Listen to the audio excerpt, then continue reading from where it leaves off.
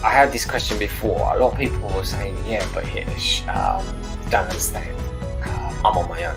Yeah, there's nobody else in my family that's helping me, and I'm stressed out. I want to give you some tough love here, right? You're never on your own. Yeah, I want you to push that ego aside. Yeah, and I want you to turn around and say to yourself, I can get help. Yeah, because you don't have to do everything by yourself. And that's the trap that most people fall into, is they think they have to do everything by themselves when they're caregiving, and you don't necessarily need to. Yeah, it's just that you've gone into that routine and you're slipping into that slow. You're just thinking to yourself, well, I've got to do this, I've got to take them to appointments. You've looked at your calendar and you've got a million and one things on your calendar and task list, and you're trying to cram it all in, and you're not asking for help. Yeah. So I want you to push your ego aside and say to yourself, yeah, I can ask for help, and it's okay to ask for help, and it's not a sign of weakness. A lot of people see this as a sign of weakness when you ask for help, but it's not. It's a sign of you becoming more stronger in your mental capacity. Yeah.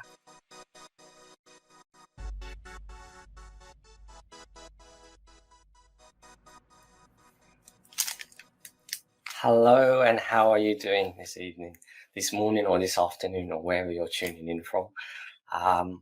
So today's topic is, are you on that path of caregiver burnout? And I'm going to share 5 things you can do to stop yourself from getting on that path. And just in case you don't know, now there's about 13.6 million family carers sort of developed over the last year or two. And it's a whole array of things that have happened.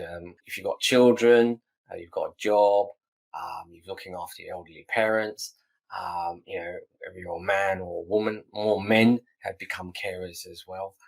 And so it's a staggering amount if you think about it. 13.6 million people have become family carers. So there must be a lot of pressure on people to get all of these tasks done, do the responsibilities, and get on top of things. Yeah, and that's where the pressure, the stress, the burnout, it all sort of slowly creeps up if you're not on top of it.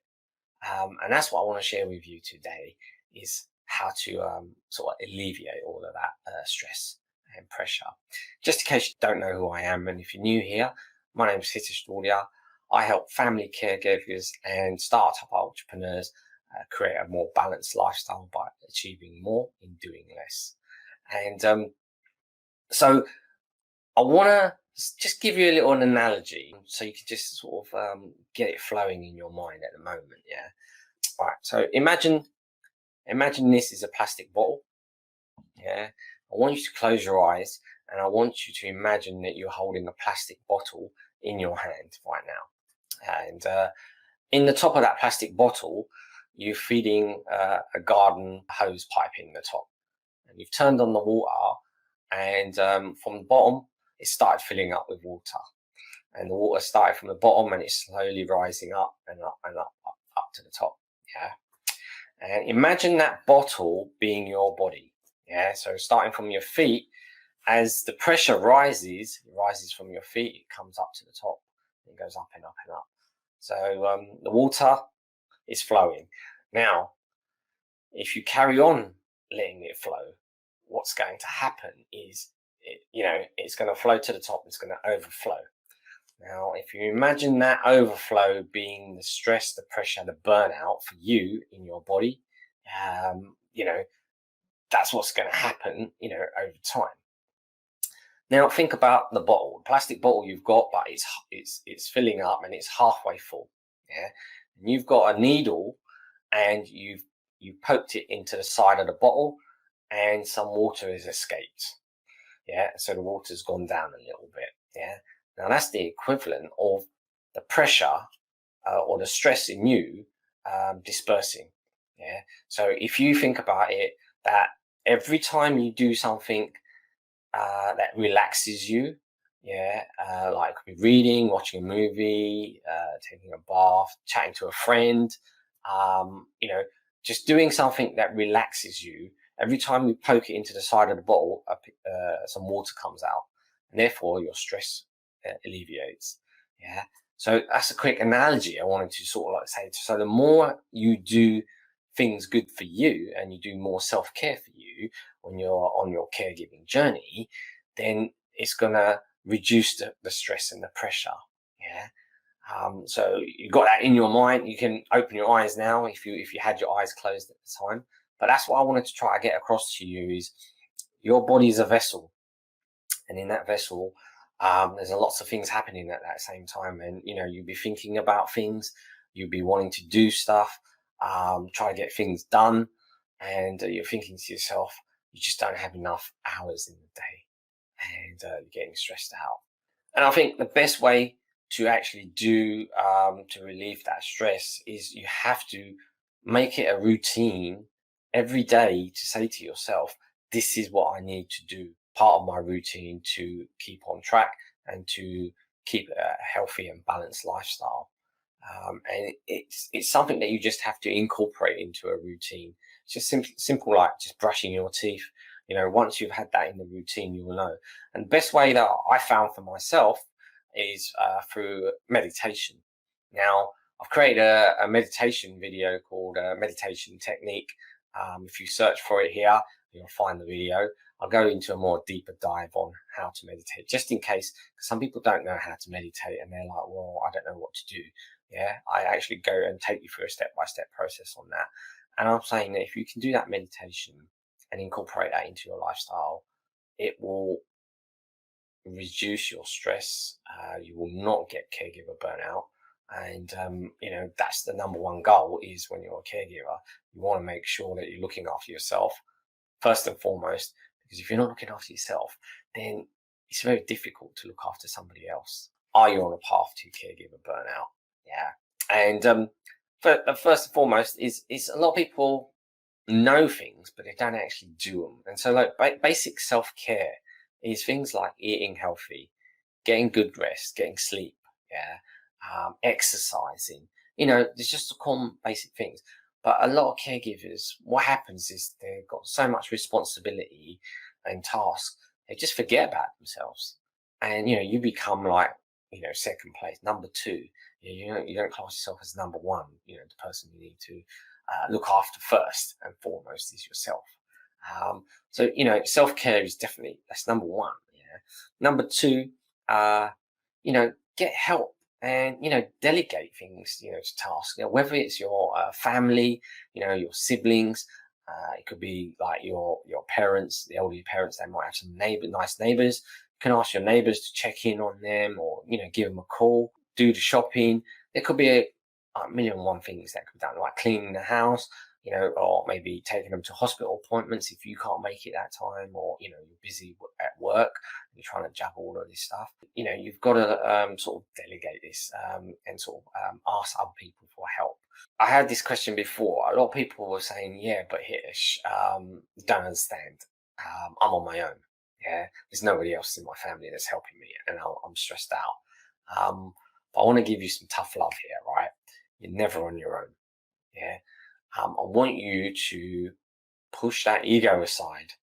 Yeah. And I want you to turn around and say to yourself, I can get help. Yeah. Because you don't have to do everything by yourself. And that's that's the trap that most people fall into, is they think they have to do everything by themselves when they're caregiving. And you don't necessarily need to. Yeah. It's just that you've gone into that routine and you're slipping into that slope, and you're just thinking to yourself, well, I've got to do this, I've got to take them to appointments. You've looked at your calendar and you've got a million and one things on your calendar, on your task list, and you're trying to cram it all in, and you're not asking for help. Yeah. So I want you to push your ego aside and say to yourself, yeah, I can ask for help, and it's okay to ask for help, and it's not a sign of weakness. A lot of people see this as a sign of weakness when you ask for help, but it's not. It's actually it's a sign of you becoming more stronger in your mental capacity. Yeah. So just that's like point two. I want you to say is ask for help. Yeah. And don't forget about that. Yeah, it's quite important. Number three, I want to talk about is if you're in a career and you're working quite long hours, maybe sometimes working from home, the hours become even longer, and you're getting a bit stressed out because you have to try to balance looking after your elderly parents while doing your work, or if you've got kids and looking after the kids, and it's a big juggling act. Maybe you can ask your line manager, the HR department, if they've got any flexi hours, or if they can do anything like that to help you. Maybe work 3 days of the week in the office and 2 days at home, or do it the other way around. See how open they are to this, and if your company doesn't have anything in place at the moment, well, you can tell them that it's Employers for Carers, yeah, is a site that you could send them to, and basically that have all the information on for companies on how to set this up for carers and to make it a more conducive and easier place for you to be in. Yeah. So I'm just going to see if I did I put, yeah, here it is.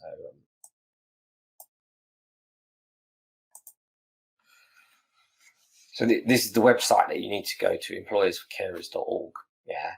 If you're in a different country, then obviously it'll probably be different for you in that country. But this is what facility we have in the UK.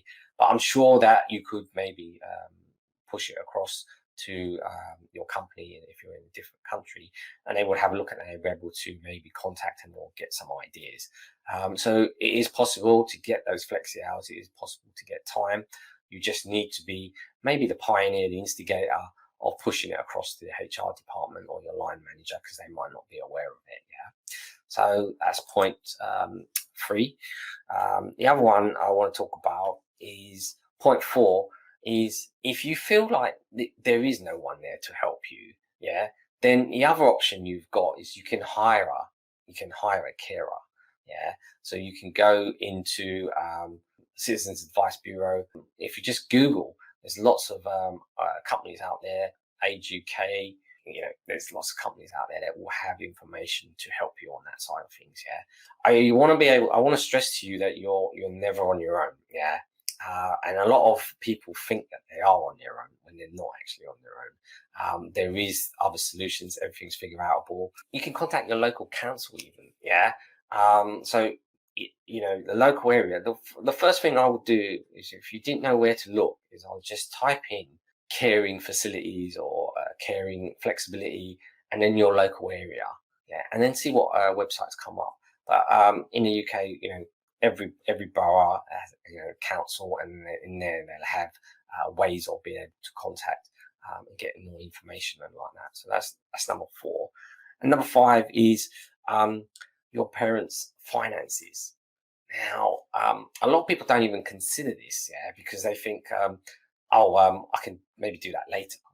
But that's another thing that's stressing you out, but you don't realize it. And what happens with stress and caregiver burnout is it slowly creeps up on you. Yeah. And you won't realize this until it's probably too late and you're actually feeling like really knackered, depressed, tired, no energy. You just can't do it anymore, and you just really want to give up. Yeah. And so, you want to ask yourself some simple questions like, is a power of attorney set up? Yeah. And who would you need to speak to? Like, would you need to speak to your siblings about that? Would you need to speak to your siblings and then maybe talk to a solicitor and get that set up?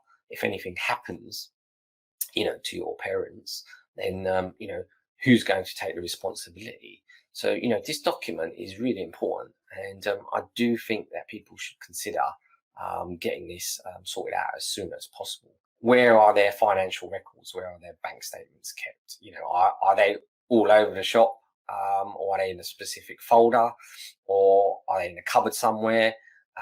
You need to be able to access this. And how are the utility bills paid? How is the council tax paid? Water, gas, electric. How are all these paid? Where are the direct debits? Which bank account are they coming out of? What are the bank account numbers? Yeah. So it's just a way of being able to collate all this information and have it in one place. And it's easier for other people that maybe family members or other people that are helping out be able to find this information. And the other thing is I want to talk about is, what are their monthly expenses? And are they on any benefits? Where is all this information? Yeah. And, this is something that you do need to consider as a carer, to have in place. And it's something that I sort of created. If you want to go a deeper dive into this, I've created another video earlier on where I talk about all of this. And you can search for the video. I think the video was called, let me just see what it is. Oh, if you become ill as a caregiver, would your siblings know what to do? So you'll find that on this platform, and you can watch that video. And I go into a lot deeper dive into it than I have what I'm telling you right now. But this is just giving you an overview of it. And so they're the 5 things that I'd say to you is you need to really be on top of, in terms of your health, and to avoid caregiver burnout as well. And, so if you sort of follow those steps, it will sort of help you on that road, and get you to that road to recovery a lot faster. And I suppose I'm just going to check to see if there's any comments. If there's no comments, then that's okay. Then that means you've understood what I'm saying. Or if you have got any questions, feel free to add them into the comments below. I just want to thank you for coming on today, and I appreciate every single one of you. And maybe if you're watching this on the replay, it might spark some ideas for you to sort of avoid caregiver burnout, because it can be quite a dicey thing when you're sort of not aware of it and it catches you off guard. So, I do care for everyone, and I do care for all of you that are watching this. And, if you've got any questions, even after this is over, then feel free to put them under the video, and I will do my best to answer the questions for you. And as I always say, achieve more by doing less. Don't you think it's about time?